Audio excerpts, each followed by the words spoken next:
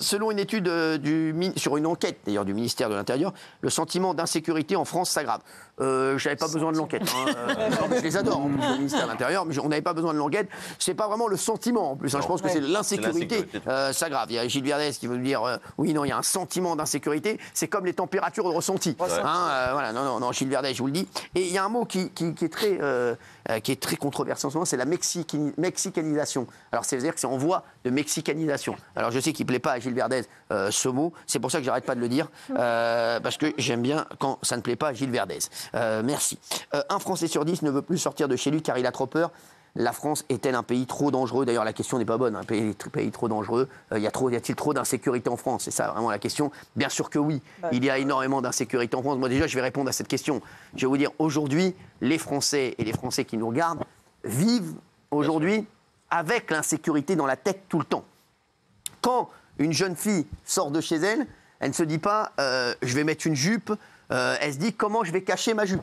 Tiens, je vais peut-être mettre un jogging sur ma jupe. Non mais c'est vrai, quand un mec a une belle montre, il se dit ah bah non, je vais pas mettre de belle montre parce qu'aujourd'hui en France, je vous dis, c'est avant on nous parlait du Brésil, je m'en rappelle moi. Mes parents, ils avaient été au Brésil, ils m'avaient dit on prend rien au Brésil, on y va qu'avec des t-shirts et des shorts parce que au Brésil, même au feu rouge, tu peux te faire voler ta montre ou te voler.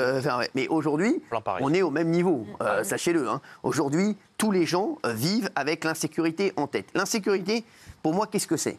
L'insécurité, bien entendu, c'est tout ce qui se passe autour du trafic de drogue et des stupéfiants. Qui, avant, ils faisaient ça entre eux. Oui. À la limite, bon, s'en foutaient, vous voyez ou pas? Voilà.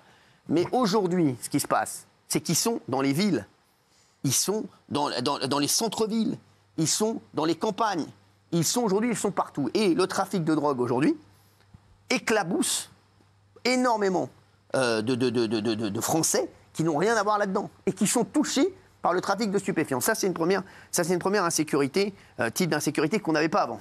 Deuxième type d'insécurité, c'est l'incivilité, l'insécurité quotidienne. Vous voyez ou pas? Et ça, on le voit. C'est-à-dire qu'aujourd'hui, je sais que des mecs de 25 ans, quand ils vont en boîte de nuit ou quand ils sortent avec leurs copines le soir, ils pensent qu'il y a une seule chose, c'est j'espère qu'on ne va pas se faire emmerder. J'espère qu'on ne va pas se faire insulter. J'espère qu'on ne va pas insulter ma copine. J'espère que je ne vais pas devoir me bagarrer. J'espère qu'on ne va pas sortir un couteau. Donc ça, c'est des choses qu'on ne voyait pas avant. Voilà, donc là, troisième insécurité, aujourd'hui, il y en a plein, voilà, c'est aussi, on le voit, dans les campagnes.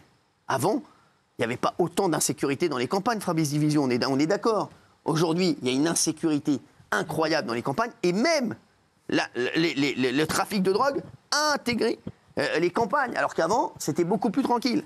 Donc, Gilles Verdez, qui met non à la France est-elle un pays trop dangereux, où je sais pas où il vit, ou bien il vit au Guatemala le reste du temps et il vient faire l'émission, je sais pas, ou bien il y a un problème, parce que quand on dit que la France n'est pas un pays dangereux, aujourd'hui, sachez-le, les Français, ils vivent avec...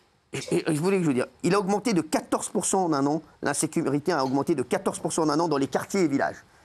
10% dans les domiciles, le sentiment d'insécurité ou dans les transports. Et un Français sur 10 renonce même à sortir seul. Vous vous rendez compte ou pas? Il y a un Français sur 10, c'est énorme, qui se dit je ne vais pas sortir seul, parce qu'aujourd'hui, c'est trop dangereux. Les transports en commun aussi, combien j'ai de personnes qui me disent je ne prends plus les transports en commun, trop dangereux. Voilà, ma mère, elle a toujours pris. Il y a Gilles Verdez qui est content de prendre les transports en commun et qui dit qu'il n'y a pas d'insécurité dans les transports en commun. Et Gilles Verdez, je ne sais pas ce qu'il fait. À mon avis, il prend le métro, mais je pense qu'il est au Japon la journée. Allez au Japon, Gilles Verdez. Allez au Japon et vous allez comprendre la différence entre un sentiment d'insécurité en France et un sentiment de sécurité au Japon. Au Japon, vous pouvez vous balader à 3h, 4h du matin, seul. Vous êtes sûr, vous le sentez qu'il ne vous arrivera rien. En France, allez vous balader dans des quartiers même chauds au Japon. Allez vous balader dans la nuit, même dans des quartiers pas chauds ici, en France. Gilles Verdez, je ne sais pas, je vous aime beaucoup. Et quand je démarre comme ça, c'est que pour vous dire, je vous aime beaucoup Gilles Verdez. Mais dire que la France n'est pas un pays dangereux aujourd'hui, c'est se tromper. Et c'est avoir des œillères. Et c'est pour moi, mine de rien, c'est pour moi ne pas faire face et ne pas comprendre les problèmes des Français. Aujourd'hui, les Français ont deux problèmes. Pouvoir d'achat, sécurité. C'est les deux seules choses qu'il faut faire. Aujourd'hui, moi, si j'étais au gouvernement, je dirais on arrête tout le reste, on fait sécurité, pouvoir d'achat. Pendant 1 an, on ne fait que ça. Bah, pour l'instant, au moins, on essaie d'avoir des résultats là-dessus. Mais sécurité, aujourd'hui, c'est le pouvoir d'achat, c'est numéro 1, sécurité, c'est en 2. Les Français ne se sentent pas en sécurité. Alors, on vous a posé la question, peut-être que c'est moi qui me trompe, on va voir le sondage dans un instant.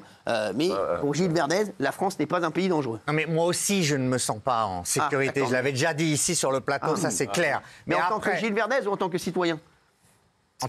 En tant que moi-même. Ah, c'est vrai? Moi-même, moi, personne humaine, je ne me sens pas en sécurité. Mais Ah, après, il faut arrêter le délire, Cyril. Pays dangereux, mexicanisation, les cartels. Mais arrêtez, mexicanisation, ça veut dire des cartels, de la corruption, des journalistes assassinés. Mais arrêtez, on n'en est pas là du tout. Allez, c'est bon. Mais non, mais on n'en est pas là. On n'est pas dans des ghettos d'Afrique du Sud. C'est bon. Vous ne comprenez rien, Gilles Verdez. Ah si? Vous ne comprenez rien à rien. On y va tout doucement. Quand on parle de mexicanisation, c'est-à-dire qu'on est en voie de mexicanisation. Vous voyez bien ce qui se passe aujourd'hui avec le trafic de drogue, Gilles Verdez. Arrêtez de dire d'énormes bêtises. Gilles Verdez, vous êtes le roi du laxisme. Gilles Verdez, qu'est-ce qu'on vous dit quand on dit on est en voie de mexicanisation? Qu'est-ce que ça veut dire? C'est-à-dire qu'il faut faire quelque chose très vite et aujourd'hui, il faut, je vous dis, avoir une fermeté. Il ne faut plus rien laisser passer, je vous le dis. Si vous voulez vous en sortir en France aujourd'hui, il ne faut plus rien laisser passer. Il faut avoir une fermeté bien plus importante que ce qu'on a pu avoir avant. Parce qu'aujourd'hui, la situation, elle est dramatique. Et si on continue, sachez que de mois en mois, la situation se dégrade. Et elle se dégrade très rapidement.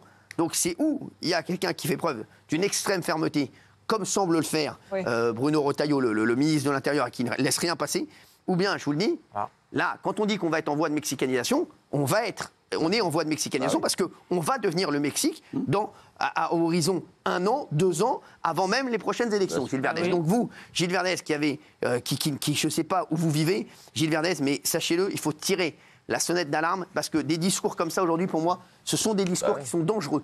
Aujourd'hui, c'est ce discours-là qui est dangereux. C'est le discours de Gilles Verdez, pour moi, qui est dangereux. Jean-Michel. Depuis quand? Depuis très peu. Maintenant, on risque de prendre une balle perdue. Bien sûr. Quand tu passes dans certains quartiers, parce qu'il y a des gangs qui se tirent entre eux, etc. Avant, c'était en Colombie, au Mexique, etc. Maintenant, moi, j'avais des beaux enfants jusqu'à peu, etc. Dès qu'ils sortaient le week-end, etc., je faisais un check qu'il n'y ait pas de bijoux qui apparaissent. Je leur dis, tu sors pas ton téléphone dans la rue. Parce que tu te fais chourer. Avant, tu voyais les faits divers dans les journaux. Maintenant, on connaît tous quelqu'un qui s'est fait agresser dans le métro ou quelque part. C'est plus dans les journaux. Je veux dire, aujourd'hui, tous les Français qui nous regardent se disent, ça n'arrive pas qu'aux autres, ça arrive à tout le monde aujourd'hui. Tout le monde est en insécurité ou se sent en insécurité. Ce qu'il n'y avait pas du tout avant. Avant, je vous le dis, avant, il n'y avait pas ce sentiment d'insécurité. Aujourd'hui, quand vous sortez, sauf vous sortez le soir, vous sortez après-midi, vous ne savez pas ce qui peut vous arriver. Aujourd'hui, et avant, il y avait des incivilités aussi en voiture.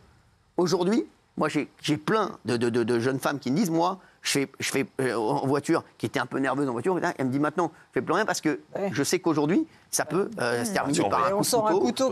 Mais pour Gilles Verdez, il n'y a pas d'insécurité, Fabrice Divisio. Le truc, c'est que j'aime pas ce mot de sentiment d'insécurité, parce qu'il laisserait entendre qu'au fond, il puisse y avoir une réalité subjective. Un fantasme. Le problème, c'est qu'il y a une réalité objective. Alors, les chiffres à l'écran le montrent, mais il y a autre chose qui est assez significatif. Vous prenez les jugements pour atteinte à la personne. En 2012, vous étiez en gros à 20% des jugements. En 2019, avant le confinement, vous étiez à 1 jugement sur 4. 1 jugement sur 4 concerne des violences à la personne contre 20% en 2012.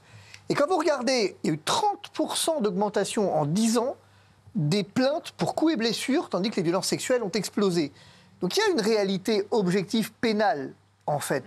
Il y a une réalité objective qui fait que vous avez 1 jugement sur 4 aujourd'hui qui est un jugement pour atteinte à la personne contre 20%. Vous avez vu le delta entre 20% et 1 sur 4? Il se passe un truc dans ce pays. Il se passe un truc qui ne va pas. Il ne se passe pas un bon truc. Ça ne va pas. Exactement. Ce qui se passe ne va pas. Alors c'est toute la chaîne qui ne va pas. Passant de la chaîne éducative à la chaîne pénale, en passant par la chaîne de l'immigration, tout ce que vous voulez en fait. Mais il y a un moment donné, je pense que Cyril a raison sur un point, c'est qu'il va falloir restaurer non seulement la confiance dans la confiance dans le pouvoir d'achat, dans le gouvernement, ce qu'on veut, mais le sentiment d'insécurité. Ne serait-ce que ça. Est-ce que c'est normal que dans un pays comme la France, on ait une augmentation du sentiment d'insécurité corrélée par des chiffres réels d'insécurité? Mais ne serait-ce que ça, je veux dire. Et je voudrais vous donner un chiffre, Fabrice Divisio, qui est extrêmement intéressant et qui va énormément parler à nos téléspectateurs. Seulement, peu de victimes portent plainte. Très peu. estimant cela inutile. Elle dit seulement 10% des cambrioleurs sont retrouvés, ce qui décourage les démarches, et aussi, elles n'ont pas confiance dans la justice, qu'elles se disent de toutes les façons, on va porter plainte pour rien, puisque derrière, il ne se passera rien, et ça va être du temps, et ça va être dangereux pour nous derrière si on sait qu'on a porté plainte. Et voilà ce qui se passe aujourd'hui. Mais il y a une réalité, si vous voulez, derrière, qui est quand même une véritable problématique, c'est qu'on a un échec. Il faut être honnête sur le fait qu'on a un échec, et il faut en prendre acte. Et je crois que, vous savez, la politique de laxisme prônée par certains, elle profite à personne, finalement, à la fin. Bien sûr. Je veux dire, parce qu'elle tue le sentiment de sécurité, le sentiment de quiétude. Et à la fin, c'est une chaîne. Sinon, c'est une chaîne qui complètement s'affole et fait que les Français ne peuvent plus vivre tranquillement. Et ça, c'est un énorme problème. Vous savez, moi, ce qui m'a frappé, c'est que j'ai vécu donc à Rome et j'ai vécu dans une ville à Cassino, au pied de l'abbaye de Monte Cassino, petite ville moyenne. Je suis frappé de constater combien le sentiment de sécurité est réel et combien la sécurité est réelle. C'est une petite ville de province italienne où il ne se passe rien. Quand vous comparez ça à ce qui se passe en France avec des villes moyennes, vous dites qu'il y a un problème. Aujourd'hui, mais Nantes, les gens ne peuvent plus sortir à Nantes. À Nantes, qui était une ville tranquille. Je suis désolé. Et Gilles Verdez me dit qu'il n'y a pas plus d'insécurité en France. Nantes, les gens ne sortent plus le soir à Nantes. C'est devenu catastrophique. Bordeaux, Rennes, Bordeaux, Marseille, les mecs, Grenoble. Exactement. Mais tout va bien. Bordeaux, c'est une ville très sécure. Mais Gilles Verdez me dit tout va bien. Ma mère me dit qu'est-ce qu'il raconte Verdez? Elle n'est pas fan de vous. Moi, je me suis fait agresser dans le RER 2 fois.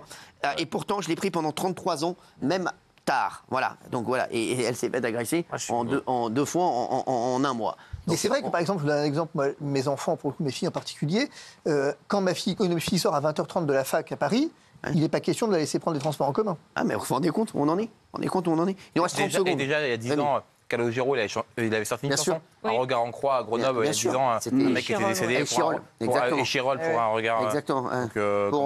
Exactement. Mais et l'insécurité, on n'en parle pas aussi, mais dans les campagnes, ces agriculteurs qui se font voler tout leur matériel, qui n'ont déjà pas d'argent pour vivre, qui se sont volés leur matériel, leur GPS à 50 000 €, qui repartent en Roumanie, etc. Bien sûr. Regardez, la France était un pays dangereux. Oui, 95%. C'est incroyable. C'est un des sondages les plus tranchés, mais Gilles Verdez fait partie encore des 5,1. C'est les sanctions qu'il faut changer. À mon avis, c'est lui qui a dû voter. Allez, à tout de suite sur C8. Merci Fabrice.